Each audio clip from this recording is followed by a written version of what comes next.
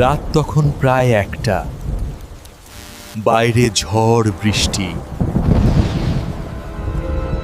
শুভ মোবাইলে অর্ডার করলো বিরিয়ানি আর cold drink. কিন্তু আধ ঘন্টার মধ্যেই দরজায় টক টক শব্দ। শুভ অবাক, এত তাড়াতাড়ি?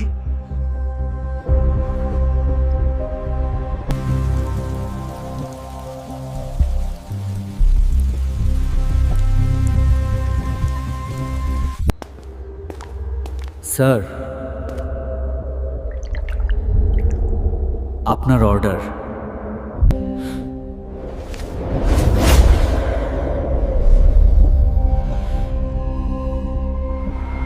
মুখ নেই, শুধু জল জলে দুটো চোখ।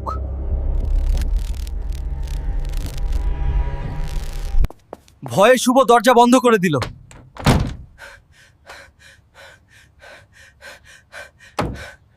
পরদিন সকালে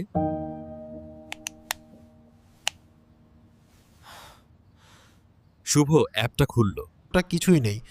কোনো অর্ডারই নেই।